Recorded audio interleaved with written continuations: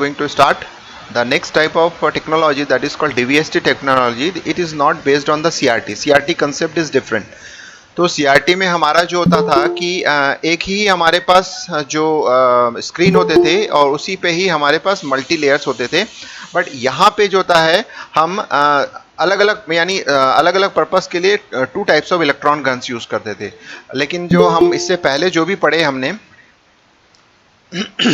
उसमें हमने देखा कि एक ही गन होते थे. भले ही आरजीबी के लिए हम काम करते हैं लेकिन उसमें 3 इलेक्ट्रॉन गन, लेकिन काम एक ही था उसका, एक ही प्राइमरी यानी वो प्राइमरी गन की तरह यूज होता था. एक ही पर्पस था कि ग्लो करना. लेकिन अब हम लोग देखेंगे इस टेक्नोलॉजी में ये थोड़ा डिफरेंट है, बट ये कलर मॉनिटर के लिए यूज हुआ है. So that colour monitor, how this are different from the other one, तो यू कैन सी दैट. तो इसका मतलब है कि इस पर्टिकुलर कलर मॉनिटर यानी इसको हम लोग बोलते हैं डायरेक्ट व्यू स्टोरेज ट्यूब, डीवीएसटी का फुल फॉर्म होता है. तो इसके बारे में जानेंगे, इसमें कितने गन्स होते हैं, उन गन का पर्पस क्या होता है, और जब आप इसको डिस्क्राइब करूंगा और इसको आपको समझ में आएगा तो you can understand very well that how it is different from the CRT. CRT से कैसे डिफरेंट है, ठीक है. So direct view storage tube short form is DVST. तो DVST it is a CRT with a long persistent phosphorus. तो आपको समझ में आ गया. First difference is that कि how the persistence timing is there. तो this जो CRT जो होता है DVST CRT having the longest persistence times as compared to the CRT normal CRT जो होता है. तो इसके काम करने का तरीका आपको समझ में आएगा. It uses the storage grid which stores the screen information as a charge distributed just behind the phosphorus coated screen. इसका मतलब है इसमें 2 स्क्रीन होते हैं. एक तो होता है उसके अंदर जो स्क्रीन होता है वो चार्ज डिस्ट्रीब्यूटेड फॉर्म में होता है. अब उसको डायग्राम से समझेंगे क्या होता है.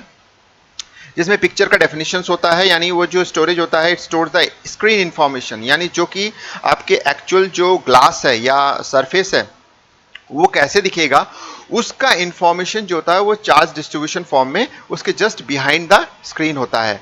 वो किस तरह से काम करता है वो आपको नेक्स्ट अभी पता चल जाएगा.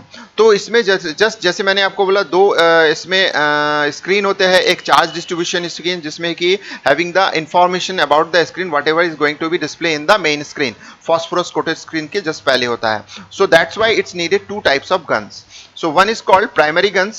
Primary guns is basically used for store the picture patterns. जिसको मैं बोला कि जस्ट अंदर जो स्क्रीन होता है वो ये डिफाइन करने के लिए होता है कि जो हमारा पिक्चर्स है वो कौन से पिक्चर्स होगा उसका जो ड्रॉ है यानी उसका जो स्टोरेज है स्टोर करने का काम प्राइमरी गन करता है. और दूसरा एक जो गन होता है that is called flood gun. तो यानी मेंटेन द पिक्चर डिस्प्ले, यानी आप स्क्रीन में जो ग्लो होगा परसिस्टेंस से रिलेटेड जो हम बात करते हैं तो ग्लो को मेंटेन करने का काम जो होता है फ्लड गन का होता है. तो यानी बार बार वो जो होता है हिट करते रहता है उन फॉस्फोरस डॉट्स को और उसको ग्लो करते रहता है. तो इस तरह से आपके पास सबसे पहला तो डिफरेंस आपको पता चल गया कि it's having a longest persistence type, persistent based phosphorus types are there, so it is different from the CRT. second difference आपको मिल गया कि it have 2 electron guns.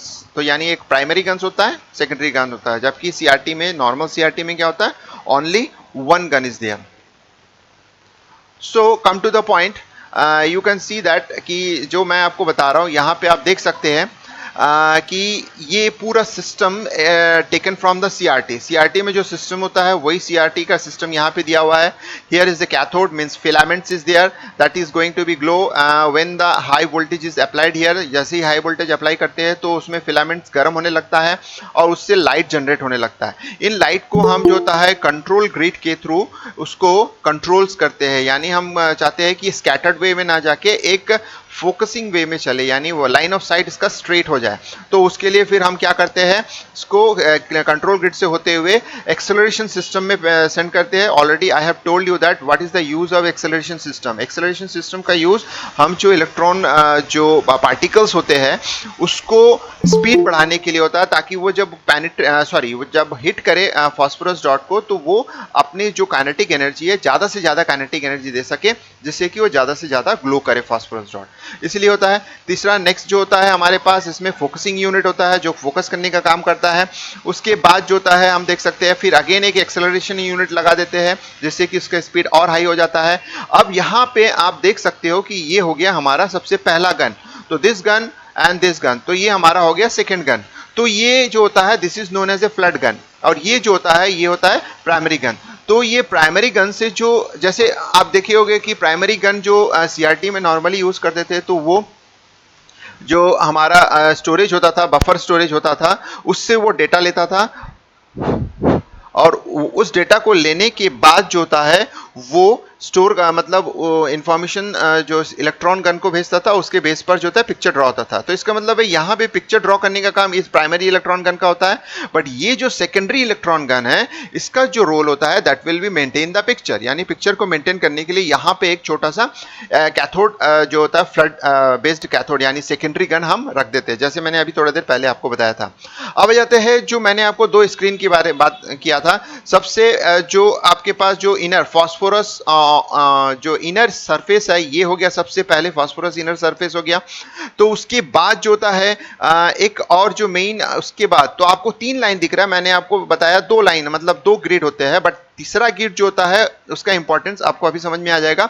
Actually 2 types of 2 grids are there, यानी एक तो होता है main phosphorus grid होता है जो जिसमें फॉस्फोरस डॉट्स बने होते हैं, फॉस्फोरस एलिमेंट्स होता है, जो सबसे ग्लास जो सबसे पहले कांच होता है उस पे होता है।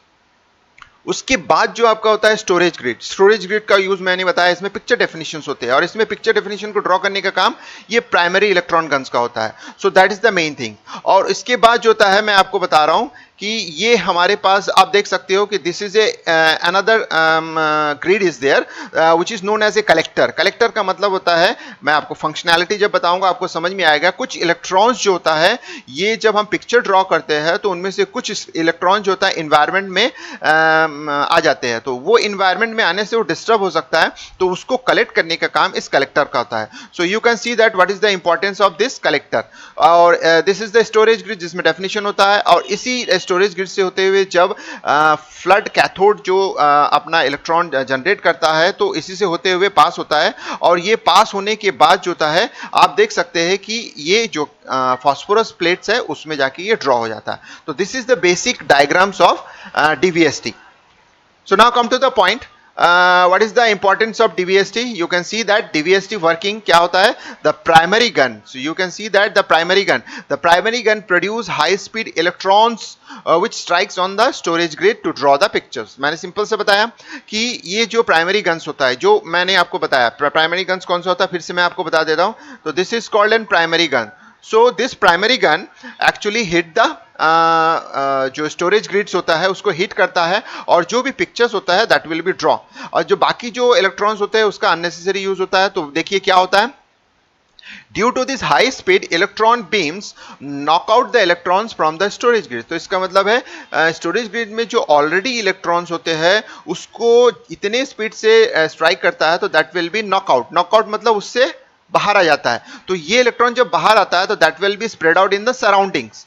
तो जब सराउंडिंग में होता है तो क्या होता है, देखिए तो आप समझ में आ गया है कि from the storage grid keeping the net positive charges. तो इसका मतलब है जो इलेक्ट्रॉन्स नेगेटिव चार्ज होता है वो बाहर हो जाता है, क्योंकि एक दूसरे से रिपल होने के बाद जब, क्योंकि हमारा जो बीम होता है electron beams again it's an negative, और जो उसमें स्टोरेज ग्रिड में जो इंफॉर्मेशन होता है वो अगेन नेगेटिव होता है। तो जैसे ही हमारा जो बीम है नेगेटिव बीम उस स्टोरेज ग्रिड के सामने जाता है तो वो अपने आप एक दूसरे को जो होता है ऑपोजिट रिपल्स करते हुए उसको नॉकआउट कर देता है। जैसे ही नॉकआउट कर देता है तो हमारे पास जो इलेक्ट्रॉनिक जो ग्रिड है यानी जो स्टोरेज ग्रिड है उसमें सिर्फ पॉजिटिवली चार्ज जो होता है डेटा रह जाता है, और negative charge data spread out यानी एनवायरनमेंट में आ जाता है। So the net positive charge on the storage grid is nothing but the picture pattern. आपको समझ में आ गया कि ये जो नेट पॉजिटिव चार्ज होता है ये nothing but the picture patterns होते हैं। ये जो पिक्चर पैटर्न्स होते हैं यही चीज अब फ्लड गन के यूज करके हम ड्रॉ करते हैं।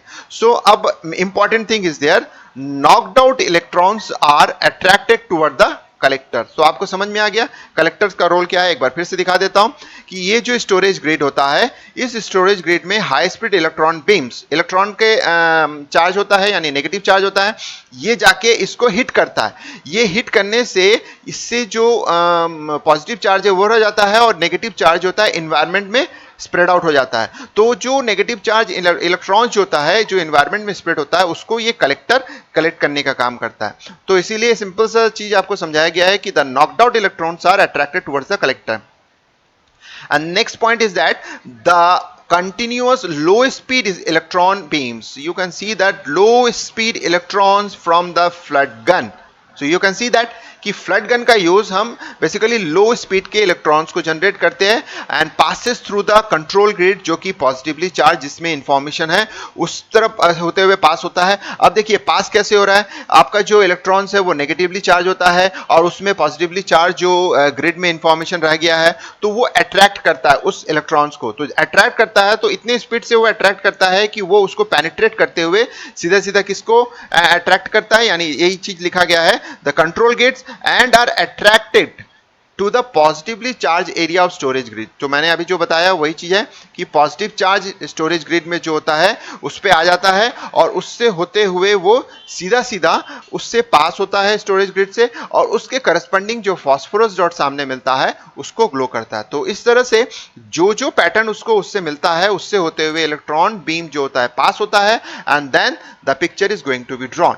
The low speed electron then penetrate the, जो हमारे पास लो स्पीड इलेक्ट्रॉन होता है, speed electron then penetrate the storage grid. मैंने आपको बताया मतलब वो जब अट्रैक्ट करता है तो उसका अट्रैक्शन इतना होता है कि उसका स्पीड बढ़ जाता है, स्पीड इतना बढ़ जाता है कि वो उस ग्रिड से होते हुए निकल जाता है. अब निकलने के बाद सीधा सीधा किसको हिट करता है, strike the phosphorus coating without affecting the positive charge pattern, यानी उस जो पॉजिटिव चार्ज पैटर्न है उसको बिना इफेक्ट किए वो निकल जाता है. तो इस तरह से आपको समझ में आ गया कि प्राइमरी गन का यूज जो होता है हम सीधे सीधे पिक्चर ड्रॉ करने के लिए होता है. अब इसके पीछे जो टेक्निक्स या थ्योरी है आपको समझ में आ गया कि प्राइमरी गन जो होता है वो आपका नेगेटिवली चार्ज होता है और आपके स्टोरेज ग्रिड में भी नेगेटिवली चार्ज इंफॉर्मेशन होता है.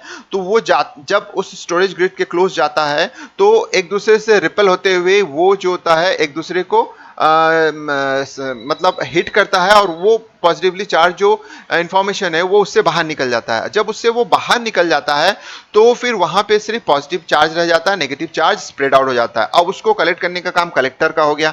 अब कलेक्टर में तो आ गया, वो चीज खत्म हो गया. तो इसका मतलब है हमारा जो पिक्चर डेफिनेशन है that is going to be draw in the storage grid. And now come to the point, flood gun is going to be started, यानी वो अब स्टार्ट करता है और उससे लो स्पीड के इलेक्ट्रॉन बीम जनरेट होते हैं. लेकिन जो पॉजिटिवली चार्ज जो हमारे पास इलेक्ट्रॉन्स होते हैं यानी जो एटम्स होते हैं वो उसको पॉजिटिव चार्ज होता है उस नेगेटिव चार्ज इलेक्ट्रॉन को अपनी तरफ अट्रैक्ट करता है. तो जिससे उसका स्पीड बढ़ जाता है और स्पीड बढ़ने से ऑटोमेटिकली वो उसको पेनिट्रेट करते हुए, और पेनिट्रेट इस तरह से होता है कि उसमें जो पॉजिटिवली चार्ज इंफॉर्मेशन है उसको डिस्टर्बेंस नहीं करते हुए सीधा सीधा जाके कंट्रोल ग्रिड में फास्फोरस जो हमारे पास ग्रिड होता है उसको हिट करता है. तो इस तरह से आपको समझ में आ गया कि डीवीएसटी मेथड्स कैसे काम करता है. तो चलिए इसमें हम उसके एडवांटेजेस देख लेते हैं.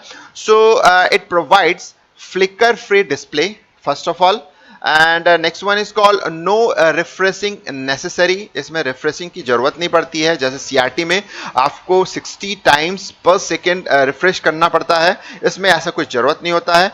ये जो फ्लडेड गन होता है ये ऑटोमेटिकली इस तरह से पास होता है और उसको ग्लो करते रहता है, रिफ्रेश की जरूरत नहीं पड़ती है, फ्लिकर फ्री होता है. और no refreshing, consequently very complex pictures can be display at very high resolution without flicker.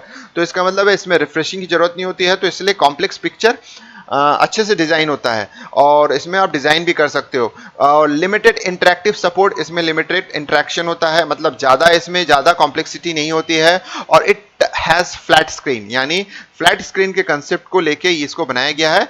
तो इसका मतलब इसमें जो स्क्रीन है वो फ्लैट में भी काम कर सकता है, कर्व में भी काम करता है और फ्लैट. तो इट हैज फ्लैट स्क्रीन.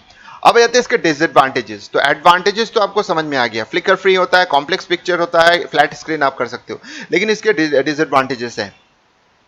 सबसे पहला disadvantages, you can see that they do not display colours and are available with single level of intensity. तो आपको समझ में आ गया क्योंकि मैंने आपको बताया था कि जो कलर मॉनिटर होता है उसके दो कंसेप्ट होते हैं, बट वो कंसेप्ट यहाँ अप्लाई नहीं हो रहा है. तो इसका मतलब होता है कि DVST is totally based on monochrome colour monitor, monochrome monitor, it's not an colour based. तो इसमें कलर नहीं होता है, लेकिन डिफरेंट इंटेंसिटी के जो होता है सिंगल लेवल के आपके पास मिल जाएंगे, अलग अलग इंटेंसिटी में मिल जाएंगे आपको.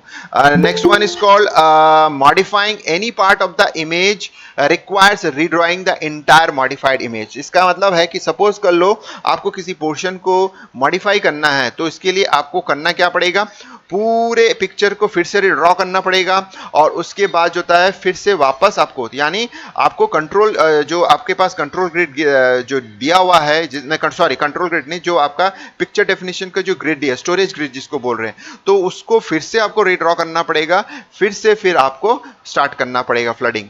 सो फिर उसके बाद जो होता है सेलेक्टिव और part erasing of screen is not possible, इसमें पॉसिबल नहीं है, यानी आपको एक पर्टिकुलर पोर्शन में डेफिनेशन चेंज करना है तो पूरे स्क्रीन के डेफिनेशन को फिर से रीड्रॉ करना पड़ेगा। Change in the image requires to generate a new charge distribution in DVST। तो जैसे मैंने अभी बताया, तो आपको फिर से चार्ज करना पड़ेगा जो डिस्ट्रीब्यूटेड ग्रिड होता है, तो वो आप डिस्चार्ज जो ग्रिड होता है उसको फिर से चार्ज करना पड़ेगा। Slow process of drawing, typically a few seconds are necessary for a complex picture. तो इसका मतलब है कॉम्प्लेक्स पिक्चर तो आप ड्रॉ कर सकते हो, बट उस कॉम्प्लेक्स पिक्चर को ड्रॉ करने के लिए वो ज़्यादा टाइम लेता है इंस्टेड ऑफ द सीआरटी में वो जल्दी से पिक्चर ड्रॉ होता है, बट इसमें उस पिक्चर को ड्रॉ करने के लिए उसको टाइम टेकिंग होता है, क्योंकि आपको पता है पहले पिक्चर डेफिनेशन स्टोर होगा, फिर फ्लड गन जो होता है उसको ड्रॉ करता है, तो इसलिए स्लो प्रोसेस होता है। फिर इरेजिंग टेक अबाउट 0.5 सेकंड। तो आप सोच सकते हैं 0.5 सेकंड्स मतलब कितना ज्यादा हो। सीआरटी जो होता है 1 सेकंड में 60 टाइम रिफ्रेश कर सकता है, तो ये 0.5 सेकंड में इसको इरेज करने का टाइम लेता है, तो इसका मतलब है much slower than the CRT. So all lines and character must be erase, तो इतना समय उसको लगता है। No animation possible in DVST, तो इसका मतलब है ये स्टैटिक टाइप के पिक्चर एंड वो भी स्टैटिक टाइप के कॉम्प्लेक्स पिक्चर्स के लिए it is beneficial, it is better than the CRT, but due to this slow process of one picture to the another picture, or one portion of the picture to another portion of erasing portion of the picture, so that's it's not having the animation, तो इसे इसमें animation possible नहीं है, लेकिन CRT में animation possible है। तो आपने देखा होगा कि मैंने बहुत सारे आपको डिफरेंस बताए, तो ये जो डिफरेंस है, these are the major difference of normal CRT and the DVST technology. Clear है? सो इस तरह से आपको समझ में आ गया कि DVST technology it's an different kind of CRT technology. It has two types of guns. One is called primary gun, second one is called flood gun. Primary gun is basically used for store the image information in the storage grid, and the secondary flooded gun, that is known as a secondary gun, is used to draw the picture which is available in the storage grid in the screen, phosphorus dotted screen. तो इससे related कोई भी आपके पास question हो, you can ask me.